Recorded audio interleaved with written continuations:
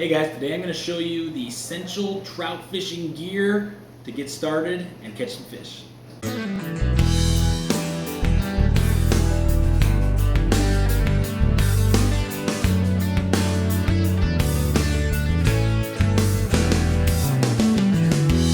So what you need is a fishing pole.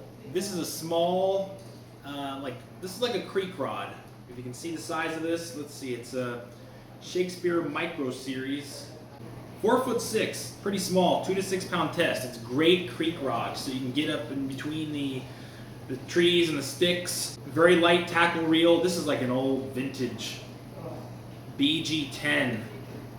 This isn't actually what I use normally. Actually what I use is let me go get it. This is a much larger rod.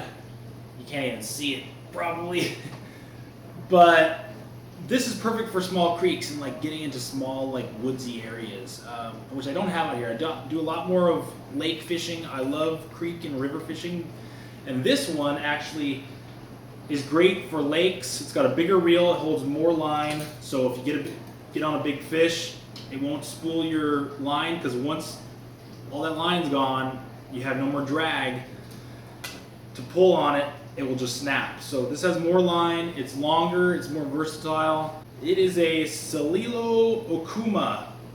That's a good brand. 8 foot, 2 to 6 pound line. Lure weight, 1/32 to 3/8 ounce. And I have a D-Shock 3000 38i.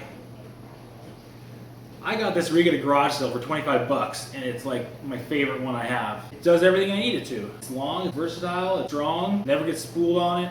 Maybe because I don't get big fish. But this is my go-to rod. Okay, back to the point at hand, a net. You need this because if you have a 2 pound test or something light and you have something big, you need to scoop him out. Don't pull him out and try to grab him while he's in the water with the line kind of taut so the hook stays. You grab them and you pull them out, and then you can pull out big fish, so you need a net. Tackle. I like these soft bags. They can fold down, they're pliable, movable. You don't need a big, huge box when you're going hiking rivers, hiking to the lake, moving spots, big old clunky box. It's okay at the house, but these are perfect. I just take my essentials, put it over your side, easy to carry. You don't have a 20 pound lunky, chunky box. So this is perfect. You can even get smaller ones. They're called creels. Or you can get a soft bag. This is an Okeechobee Fats. I got it at Walmart, 20 bucks. So let's see what we have in here.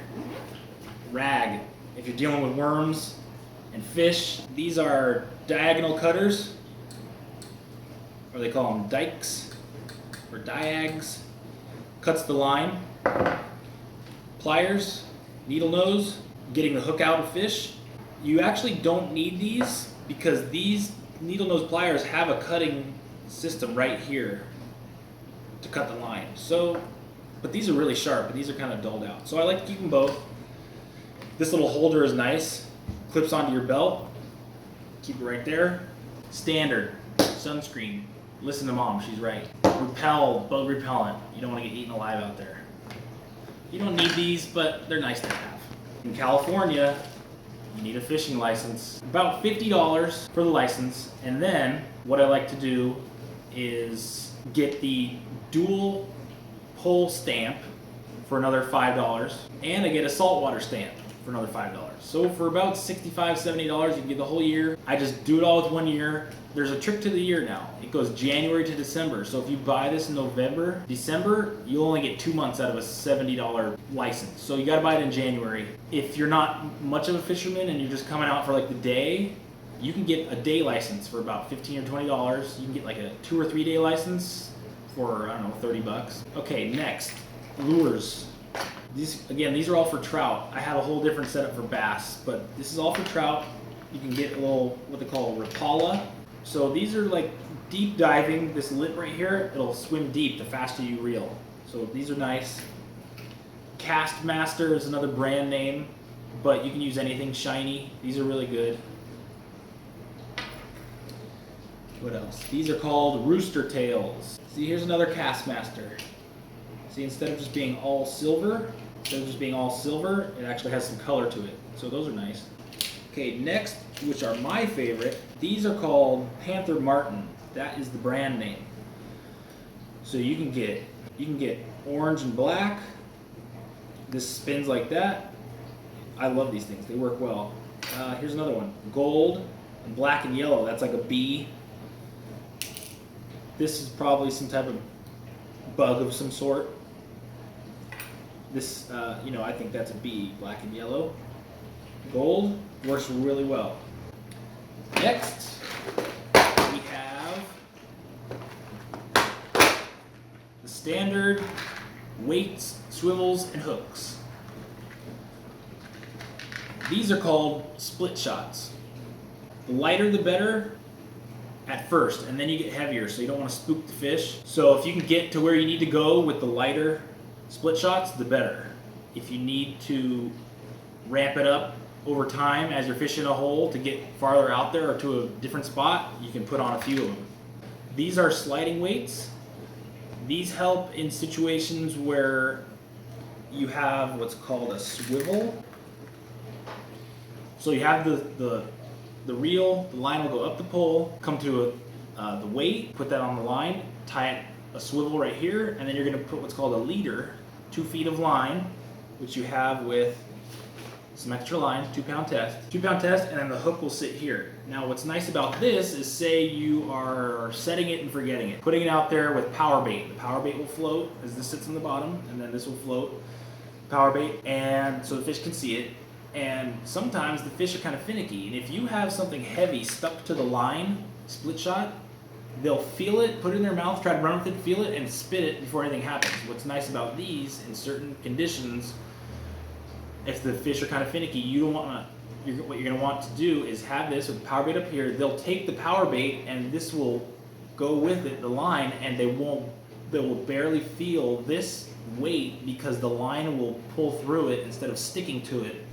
So that's a good tool to have.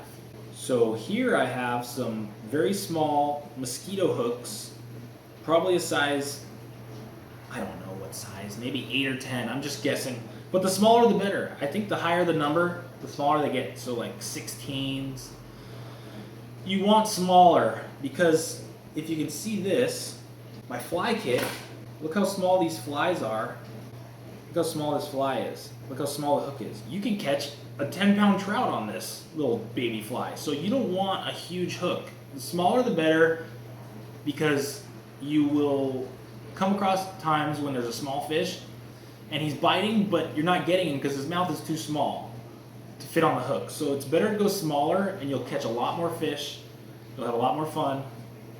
So you don't want a big, huge hook. So the smaller the better. You can conceal your bait more. You don't have a big, huge hook sticking out of a salmon egg or your power bait, and you'll catch more fish. So the smaller the better. These are nice to have. These go into the ground when you're playing a set it and forget it type trout game with power bait or worms. This goes into the sand, soil. This goes in there, holds it for you wherever you go. You don't got to find a Y-shaped stick.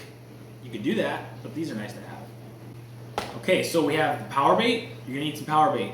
Any color, rainbow color, orange color. Salmon egg, great for rivers and creeks. Not so much the lakes, but try them, you never know. Power bait is great, in addition to worms, my favorite. This is a worm blower. So if you throw a worm out in the lake, you're setting it and forgetting it, you have your weight and your swivel, or a split shot, just attached to the line, you're gonna want your worm to float. This is the secret trick of the trade. If you blow it, you stick it, blow some air into it, it will float and the fish can see it way more. This is the secret trick of the trade when it comes to worm fishing. Okay, back to the flies. These are nice to have. You don't need tons of them, and they're not necessarily essential if you're a beginner. Some power bait and some worms are your go-to. You can add in some salmon eggs. They're your go-to. But if you want to add on some flies, they're a good tool to the repertoire. They eat flies naturally. Like, what the heck is this dough?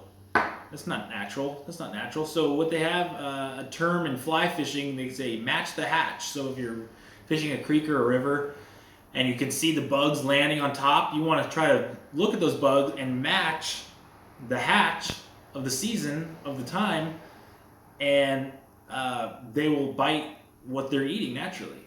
So you don't need a whole big lot of these. Get a few for where you live. Ask the fly shop guy, you know, what's hitting. Buy 2 or 3 and try them, and you can add them to your power bait worms. This goes along with your flies. This is called gink. It's a rubbery liquid compound that goes on a dry fly. A dry fly is a fly that sits on top of the water. There's also called beadhead nymphs, which is like a caterpillar or something, an insect, a fly that hasn't hatched yet. Little bugs that crawl on the rocks. Those you don't want to put the gink on because you're going to have that fly, or it's a bug really, that's popping on the rocks under the water. That's a huge, 80 to 90% of the trout's diet is under the water. You can see the stuff on top and it's exciting to see, but it's hard to get them to bite top flies actually. But you do want to fish for top flies, especially if you can see them coming to the water. Bobbers, these are really good. These bobbers stick onto the line, they stay stuck to the line. So you're going to tie this onto the line, like so. That's not a very good way of showing you, but this will stick rigid on the line. And then you'll have the hook. You don't need a swivel for this, you just tie it right to the line, put a hook down here, and have a worm down here with no air, and it will float under the water like that. And when you get a bite, you can see it bite, and then you pull it back, and you get them. The other bobber you can get, these are a little bit more intricate or advanced. These pop open like that, and inside is hollow, and what you do is you fill that with water. After you put the line through here, put a swivel on here, tie a leader, 2 feet, 3 feet, whatever it is, depending on the depth of the water. 2 feet to 3 foot is standard normally.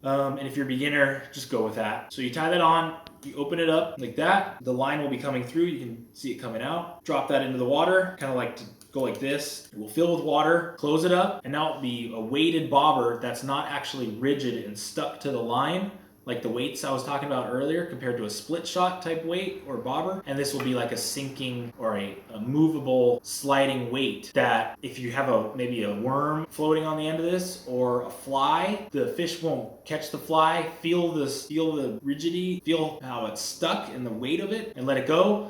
They'll take the fly, the line will roll along. This will still be an indicator, but it won't be really heavy, and these are also a great tool to have. Now, I don't use these a lot, but they're fun to have. I normally use these for catfishing, but you can use them for trout too. It's just bells that go on the end of it. So if you're fishing with something like this, you got your rod in here, you got a 2-pole license, and you want to let one set it and forget it while you're throwing a Panther Martin with your other, or a lure with your other rod. You can put this up, throw a worm on a power bait on it, put this on the end of it, tie it on like that. When you get a bite, so those are fun to have, and a cool indicator like a bobber or something to have, but not necessary. Last but not least, a stringer. This is a piece of yarn pretty much, or line, plastic line, that you will use if you catch a fish and you want to keep them. This goes in the mouth and through the gill. You will put it through there. Of course, you're not going to have it in a nice little bundle. You'll unroll it, and then this will, you'll lock them in place by putting it in the mouth and the gill and through there. And then this will go into the ground, and the end of this will have a fish on it, and you can put that in the water. They'll stay fresh. They'll swim around for your day. The day there, they'll start to, die eventually, but you'll keep them fresh longer and live longer by keeping them on a stringer instead of killing them and throwing them straight into a bag or a cooler or something. You could clean them right there if you wanted to, but I like to keep them on a stringer and take them, and then I'll clean them at the campsite or something. So those are my essentials for trout fishing: what to use, how to use them, what things do. Pretty much you just need some power bait or some worms, some hooks, weights, some swivels, some lures, fishing rod, and a net, and something to cut the line while you put on your tackle, and that's pretty much all you need. Hopefully this helps you guys, and good luck.